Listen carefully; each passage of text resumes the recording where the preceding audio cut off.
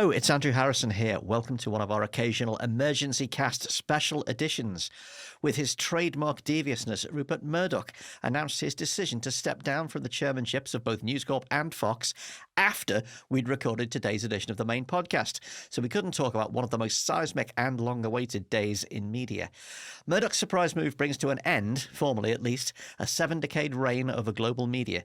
The 92-year-old magnate's properties have included The Sun, The Times, Fox News, The Wall Street Journal, The New York Post, The Australian Daily Telegraph, Herald Sun and The Australian, and Sky TV, Sky News and the movie studio 21st Century.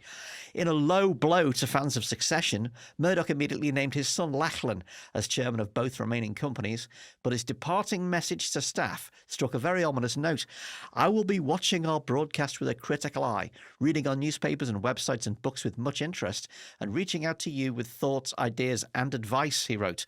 "When I visit your countries and companies, you can expect to see him in the office late on a Friday afternoon."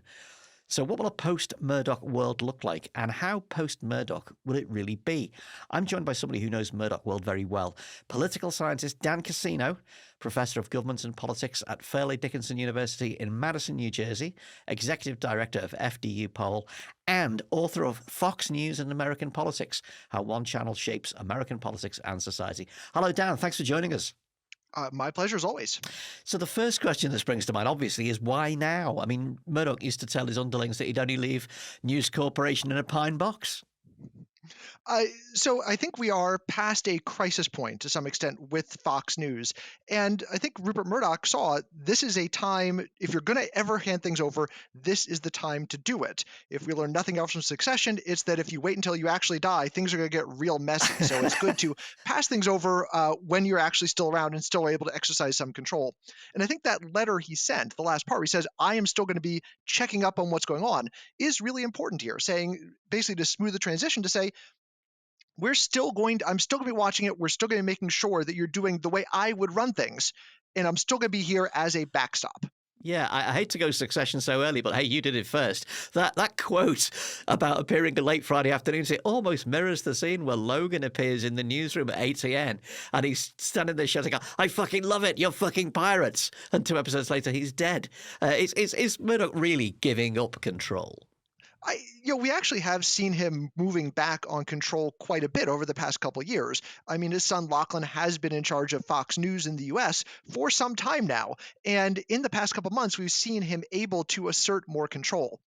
So what the big crisis we had in Fox News was that the inmates were running the asylum. The hosts that were in the primetime, Sean Hannity, Tucker Carlson, figured they could do whatever the heck they wanted and were able to ignore Lachlan Murdoch. And just in the past couple months, he's been able to re-seize control, firing Tucker Carlson, their top-rated host, and really, I think, reining in Sean Hannity quite a bit.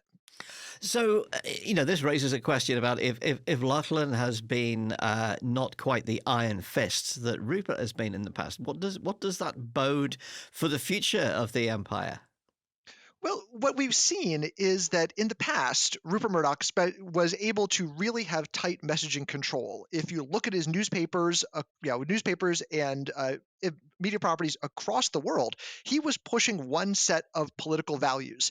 And Fox News, especially in the U.S., where my specialty is, really was testing out messages in the morning, and then if the messages worked on their first morning show, Fox and Friends, it'd go in the afternoon. The ones that tested well there would go in the evening, and the ones that tested there would then be laundered over to the New York Daily News and over to the Wall Street Journal, and we'd see this moving throughout. So it's really this constrained ecosystem of talking points, and it was enormously effective. So we can think of this media empire as having this enormous reach. They've got a lot of power behind it. And in the past, that power was focused. We're pushing these talking points right now. So this was enormously effective. So think about the war on Christmas, right? Something that was made up on Fox News in 2005, and now is something that not only about 40% of Americans think is real, but I've done interviews about the war on Christmas in Amsterdam. I've done interviews about this in Germany. People think this is a real thing, despite the fact it was made up. And when Fox News and the Rupert Murdoch empire was able to use that pinpoint focus, they were able to be enormously influential. Over the past couple of years, that's faded because it's been scattershot. And what Lachlan has been trying to do is reestablish the sort of messaging control. Okay, that's quite fascinating what you described there, in that Fox has kind of established a sort of a feedback loop, almost where the messages are dictating the presentation, the ones that test well. That it's actually, the popular conception of Fox is that there's a kind of a room at the top where the messages that will be disseminated are decided, where the angle is taken to serve the interests of far right politics in the States. But what you're describing really is that ideas are kind of set wild, and in the true sense of memes, the strongest ones proliferate and end up spreading out wider into that ecosystem.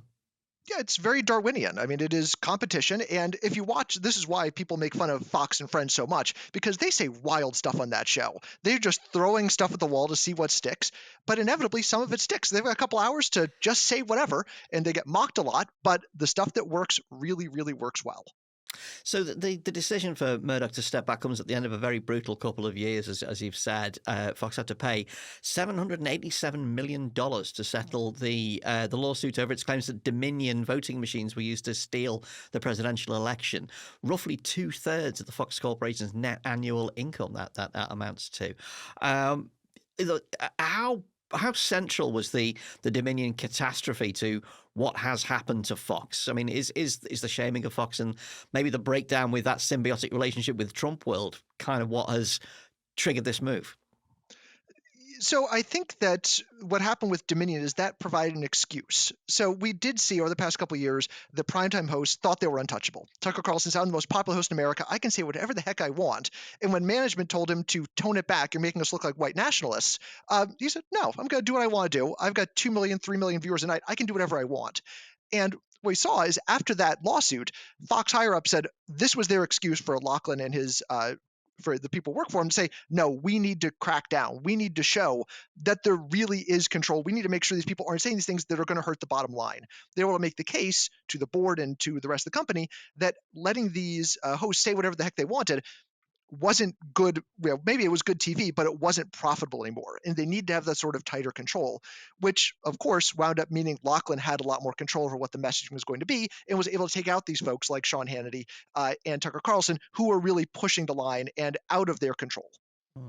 So it was an excuse. It gave them an incentive and it gave them an excuse to do the things they wanted to do anyway. That reminds me actually of the closure of the News of the World after the phone hacking scandal here in the UK, which was sort of portrayed as an act of great contrition. And actually, those inside the world inside the media world knew full well that Murdoch had wanted to close the News of the World for years. He effectively wanted a 7-day operation with the Sun. And lo and behold, the Sun on Sunday appears a few months later. The turning a disadvantage into a business advantage seems to have been his hallmark. Well, look, if you have to do something, you might as well get. We call this in political science the garbage can theory. And the garbage can theory is pretty simple. It's that people go into a crisis with solutions already in mind. So when the crisis happens, all you do is you root into the garbage can and say, all right, what solution did people throw in this garbage can before? And we pull out the solution, then we fit the solution to the crisis, whatever it is. So famous example is the invasion of Iraq. People in the U.S. wanted to invade Iraq since the mid-1990s. And so when 9/11 happens, they just root on the garbage can. Oh, here's a solution, and we fit the solution back to the problem. So this is normal institutional decision-making, and Rupert Murdoch is very good at it. I never thought we'd get management lessons of Rupert Murdoch into this podcast, but hey, I'll take what I can get. I'm sure, like us, you've been enjoying the extracts from Michael Wolff's upcoming third book on Murdoch. But today's nugget was that he claims that Murdoch thought the Dominion case was going to cost $50 million instead of 2/3 of the annual income of Fox. Do we know who carried the can for that particular accounting error? Look, this was certainly, we know from the disclosures we got, this was seen as a major crisis. And it came at a crisis point for Fox News when they thought they were going to lose all of their viewership to these upstart right-wing networks. And in the wake of the 2020 election, where they correctly, although probably prematurely, called Arizona for Joe Biden, essentially giving Joe Biden the election, they did lose a lot of viewers. And they immediately thought, oh my God, we're going to lose to one American network, which is, a very upsetting thing for a professional media organization to lose out to something that looks like public access TV. It's abysmal production quality. And they were losing them, scared the heck out of them. And that's why that led to all these things about Dominion saying we have to double down on all of these things. in terms of who paid the price for that, the answer is Tucker Carlson paid the price for it. It is everyone who was, and Tucker Carlson's producers. We saw basically a purge of the people on that side, not because they'd gotten it wrong, but rather because they weren't submitting to the authority of the new management. And this is the real challenge for Fox News going forward: is how do you reframe Fox News, what Fox News is, in a Trump-based world? As long as Rupert Murdoch was in charge, Rupert Murdoch has a coherent political agenda. He views, I think, the populace mostly as being useful idiots, right? He's trying to push deregulation. He's trying to push lower taxes for rich people. He's trying to push a traditional conservative agenda.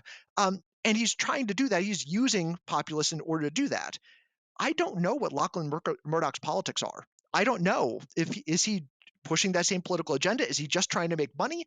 And if you're a critic of Fox News, an opponent of Fox News, are you happier that there isn't a political agenda and they're just trying to get ratings, or if there is a political agenda? I don't know.